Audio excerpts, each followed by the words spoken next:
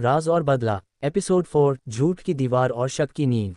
पिछले एपिसोड में आपने देखा, अभिषेक ने बाजार में अकेले ही 6 हथियारबंद गुंडों को धूल चटा दी। उसका ये रौद्र रूप देखकर प्रियांशी सन रह गई। घर आकर अभिषेक ने झूठ बोला कि उसने ये फाइटिंग बचपन में अपने पिता की मार से बचने के लिए सीखी थी। प्रियांशी ने उसके जख्मों पर मरहम लगाया, जिससे दोनों के बीच पहली बार एक कोमल एहसास जागा। लेकिन एपिसोड के अंत में अभिषेक को अपने सेक्रेटरी राजू से पता चला कि यह हमला लोकल गुंडों ने नहीं, बल्कि उसके पुराने दुश्मन विक्रांत ने करवाया था। अब आगे। अगली सुबह मेहरा मेंशन की डाइनिंग टेबल पर हमेशा की तरह नाश्ता लगा था, लेकिन आज प्रियांशी की भूख जैसे मर गई थी।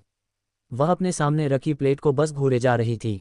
उसके दिमाग में बार बार कल रात का मंजर किसी फिल्म की रील की तरह चल रहा था। वो रफ्तार, वो ताकत और वो नजरें। प्रियांशी ने धीरे से अपनी पलकें उठाईं और किचन की तरफ देखा। अभिषेक वहां खड़ा राजवीर जी के लिए जूस निकाल रहा था। उसकी चाल में वही पुराना झुकाव था, कंधों पर वही बोझ था और चेहरे पर वही डरी सहमी सी मुस्कान। क्या ये वही आदमी है? प्रियांशी ने खुद से सवाल किया। कल रात जो शख्स उन गुंडों की हड्डियां तोड़ रहा था, उसकी आंखों में मौत का खौफ नहीं था, बल्कि एक शिकारी का आत्मविश्वास था। और आज ये फिर से एक नौकर की तरह बर्ताव कर रहा है। उसकी नज़र अभिषेक के बाएं हाथ पर गई। वहां एक बैंडेज लगा हुआ था, वही बैंडेज जो प्रियांशी ने कल रात अपने हाथों से लगाया था। उस सफ़ेद पट्टी को देखते ही प्रियांशी के गालों पर एक हल्की सी लालिमा ब्लश आ गई, लेकिन उसने तुरंत अपना सर झटक दिया। अरे भाई! राघव की आवाज़ ने प्रियांशी के ख्यालों को तोड़ दिया। राघव टोस्ट चबाते हुए अभिषेक को देख रहा था। सुना है कल मार्केट में कुछ पंगा हो गया था। अभिषेक की गाड़ी किसी से ठुक गई थी। प्रियांशी का दिल जोर से धड़का। उसे लगा राघव को हमले के बारे में पता चल गया है। अभिषेक जूस का गिलास लेकर टेबल पर आया। उसने राघव की तरफ देखा और बहुत ही सहजता से झूठ बोला, जी राघव भाई, एक बाइक वाला सामने आ गया था। बस हल्की सी खरोंच आई है बम्पर पर और मेरे हाथ पर। राघव ने हिकारत से हंसते हुए कहा, गाड़ी चलानी आती नहीं तो स्टीयरिंग पकड़ते क्यों हो?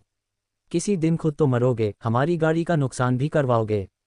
हमेशा की तरह अभिषेक चुप रहा। उसने कोई जवाब नहीं दिया। लेकिन आज प्रियांशी को राघव की बात पर गुस्सा आया।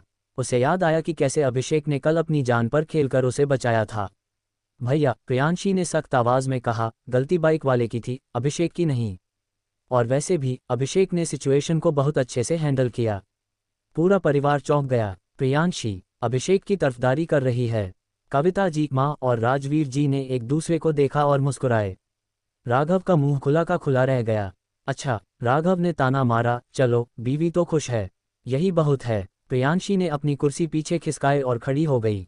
अभिषेक, तैयार हो जाओ, आज तुम मेरे साथ ऑफिस चलोगे। ऑफिस?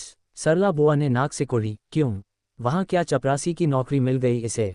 नहीं बुआ जी, प्रियांशी ने अपना बैग उठाते हुए कहा, आज मुझे ड्राइवर की ज़रूरत है और मुझे लगता है अभिषेक से सुरक्षित ड्राइवर मुझे नहीं मिल सकता। अभिषेक ने प्रियांशी की आंखों में देखा।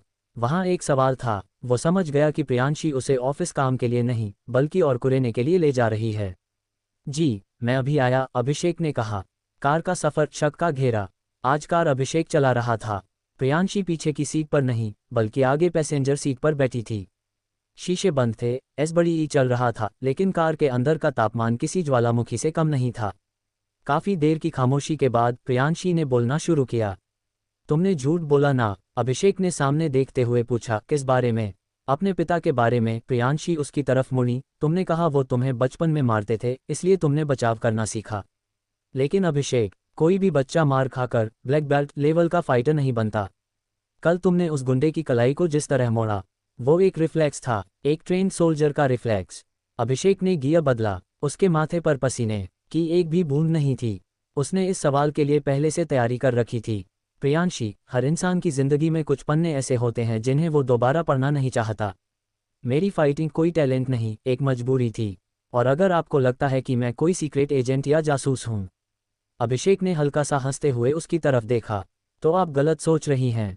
मैं बस एक साधारण सा आदमी हूँ जो अपनी पत्नी को सुरक्षित देखना चाहता था। प्रियांशी उसकी आंखों में सच ढूंढने की कोशिश करती रही। अभिषेक की आंखों में इतनी मासूमियत थी कि किसी का भी दिल पिघल जाए। क्या मैं ज़्यादा सोच रही हूँ? प्रियांशी ने मन में सोचा। शायद ये सच बोल रहा हो, शायद मेरा डर इसे हीरो बना रहा है। तभी अभिषेक ने बात बदल दी। वैसे वो फाइल जो आप कल ढूंढ रही थी, वो पिछली सीट पर रखी है। मैंने सुबह रख दी थी। प्रियांशी ने पीछे देखा। फाइल वहीं थी, उसे अभिषेक की इस केयर पर एक अजीब सा सुकून मिला। थैंक यू, उसने धीमे स्वर में कहा। विक्रांत का ऑफिस दुश्मन की एंट्री। शहर की सबसे ऊंची इमारतों में से एक, जहां से पूरा शहर चींटियों जैसा दिखता था, वहां एक अंधेरे कमरे में विक्रांत बैठा था। विक्रांत 45 साल का एक खूंखार बिजनेस टाइकून। उसके चेहरे पर एक रफन थी और आंखों में लोमड़ी जैसी चालाकी। उसके सामने वो गुंडा खड़ा था जिसका हाथ कल अभिषेक ने तोड़ा था। माफ कर दो बॉस, गुंडा गिड़गिड़ाया। वो आदमी नॉर्मल नहीं था बॉस। उसने हमें छूने तक नहीं दिया। ऐसा लगा जैसे हवा से लड़ रहे हों। विक्रांत ने अपनी सिगार का धुआं छोड़ा। हवा, विक्रांत बुदबुदाया, हवा से लड़ने का शौक मुझे भी है, लेकिन मुझे ताज्जुब इस बात का है कि राजवीर मेहरा के घर में ऐसा कौन सा शेर पल रहा है जिसकी खबर मुझे नहीं थी।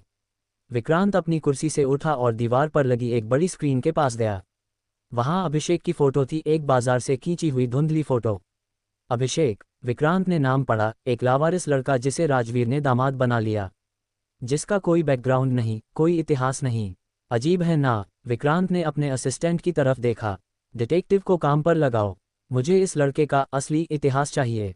मुझे जानना है कि ये मार्शल आर्ट्स वाला दामाद असल में है कौन। कहीं ये रायजादा खानदान का कोई खोया हुआ मोहरा तो नहीं? असिस्टेंट ने सिर हिलाया। जी बॉस। और राजवीर मेहरा का क्या करना है? राजवीर को डराने का वक्त गया, विक्रांत ने क्रूरता से मुस्कुराते हुए कहा। अब उसे बर्बाद करने का वक्त है। रायजादा ग्रुप के साथ उनकी जो डील होने वाली है, उसे रुकवा दो। देखते हैं ये सुपरहीरो दामाद अपनी कंपनी को कैसे बचाता है। दोपहर 2 बजे सीक्रेट मीटिंग। अभिषेक ने प्रियांशी को ऑफिस छोड़ा और गाड़ी की सर्विसिंग का बहाना बनाकर वहां से निकल गया। वह शहर के पुराने हिस्से में एक वीरान पार्क में पहुंचा। वहां एक बेंच पर एक बूढ़ा आदमी बैठा कबूतरों को दाना डाल रहा था। ये राजू था, अभिषेक का सबसे वफादार साथी और रायजादा एम्पायर का पूर्व सिक्योरिटी हेड। अभिषेक उसके पास जाकर बैठा। क्या खबर है राजू? अभिषेक का अंदाज अब बदल चुका था। वो घर जमाए वाला झुका हुआ कंधा अब सीधा और तना हुआ था। माहौल गर्म है छोटे सरकार, राजू ने बिना उसकी तरफ देखे कहा। विक्रांत ने आपके पीछे अपने सबसे अच्छे जासूस लगा दिए हैं। वो आपकी पुरानी जिंदगी खोद रहे हैं। अगर उन्हें पता चल गया कि अभिषेक रायजादा है, तो वो सीधा आपके पिता विक्रम रायजादा पर हमला करेंगे जो कोमा में हैं। अभिषेक की मुट्ठी भिंच गई। डैड तक वो कभी नहीं पहुंच पाएगा, लेकिन हमें विक्रांत का ध्यान भटकाना होगा। अभिषेक ने अपनी जेब से एक पेन ड्राइव निकाली। ये लो, इसमें एक फर्जी जानकारी है कि अभिषेक रायजादा विदेश में है और वहीं से अपना बिजनेस चला रहा है। इस खबर को लीक कर दो। विक्रांत को लगना चाहिए कि उसका दुश्मन 7 समंदर पार बैठा है, यहाँ दिल्ली में उसकी नाक के नीचे नहीं। राजू ने पेन ड्राइव ली।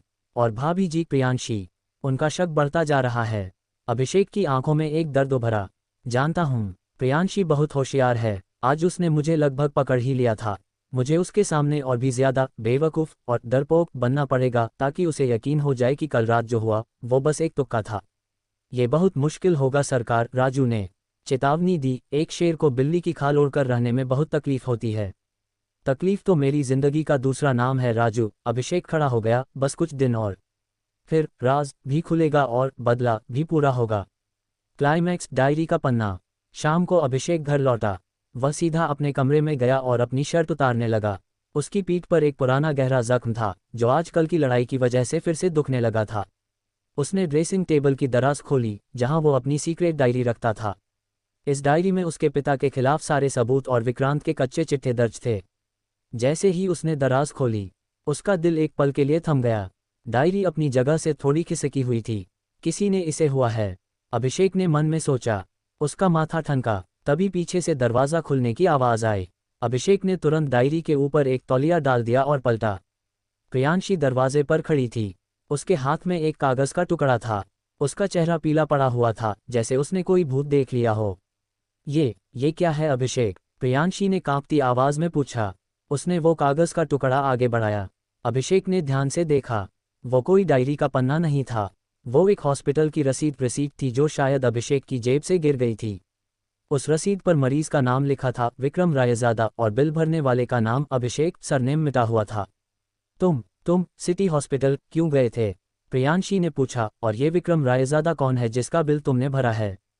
तुम तो कहते थे तुम्हारे पास पैसे नहीं हैं। ये 5 लाख का बिल कैसे भरा तुमने? अभिषेक सन रह गया। एक छोटी सी गलती और राज खुलने की कगार पर आ गया। एपिसोड 4 समाप्त। आगे जानने के लिए सुनते रहिए राज और बदला, सिर्फ Hindi stories bye DKLR YouTube channel पर।